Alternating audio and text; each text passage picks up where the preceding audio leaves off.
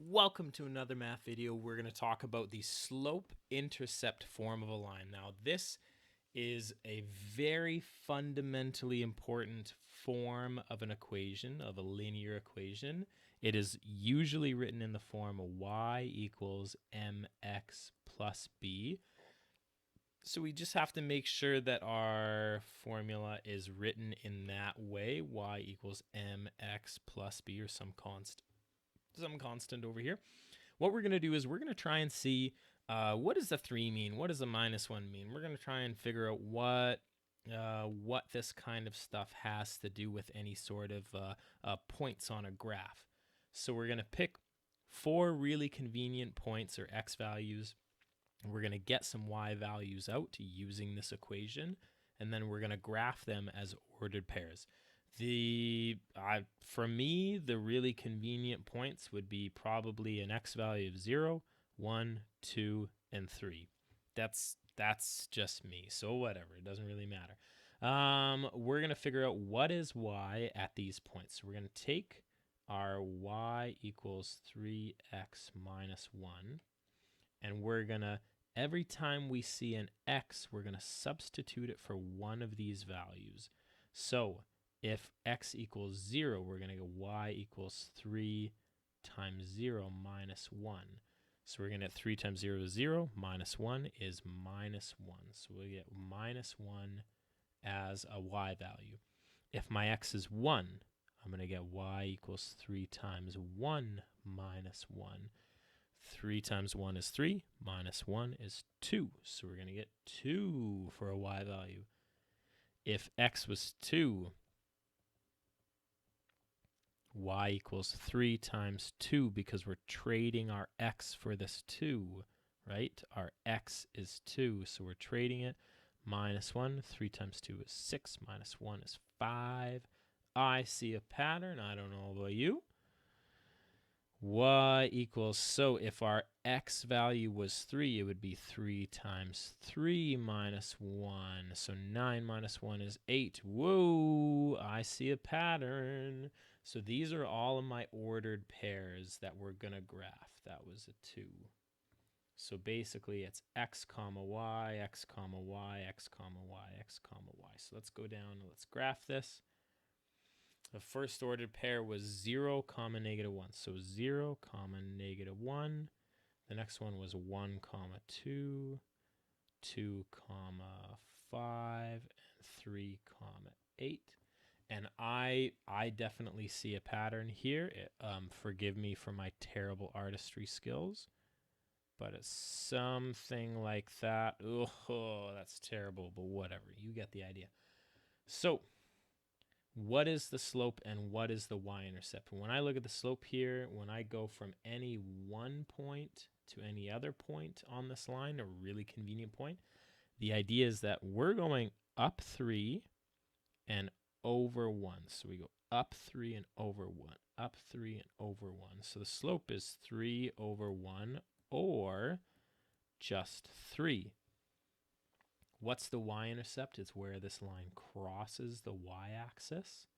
So it looks like it crosses the y-axis at a value of negative 1. No, say it ain't so. We're getting a value of our slope of 3 and our y-intercept of negative 1.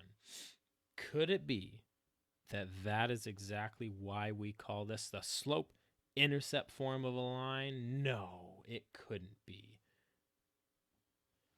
So yes, it is. Absolutely it is when we say that y equals 3x minus 1. The slope and the y-intercept are written as m and b. So m will always represent slope, and b will always represent the y-intercept. This is the best form of a line for graphing. Good for graphing. This is the best form of a line for graphing. So if it ever asks you to graph something, a linear relation, then get it into y-intercept form or slope-intercept form, and then you can graph it really, really easily. So let's try another example. It says graph the following equations. Okay, y equals 3x minus 2. Well, given what we know about this, the slope is here, so it's 3, or you think of it as 3 over 1. And the y-intercept is here, that's negative 2. So what we're going to do is we're going to start at a value of negative 2, and then we're going to use our slope to continue on the line.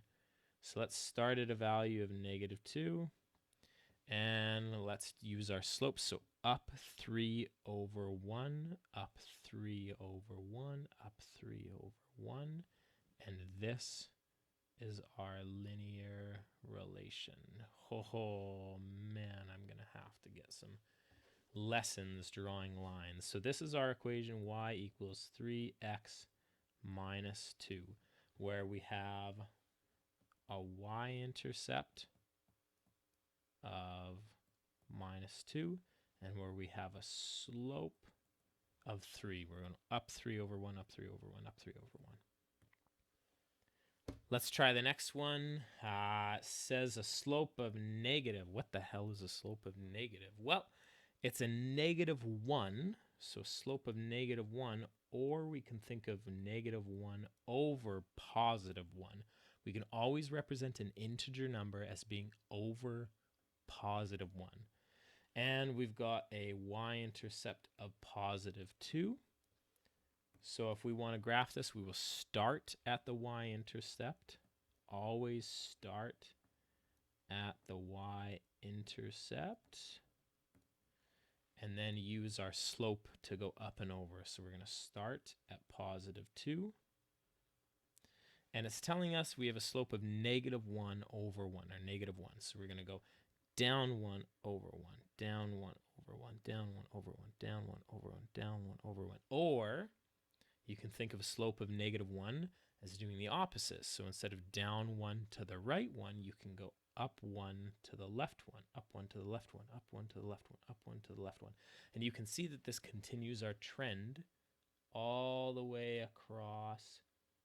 Oh, that was marginally better. Not really better, but that was marginally better. Okay, so this is our equation, negative x plus 2, where you can see we've got a y-intercept of plus 2, and hopefully you can see that we've got a slope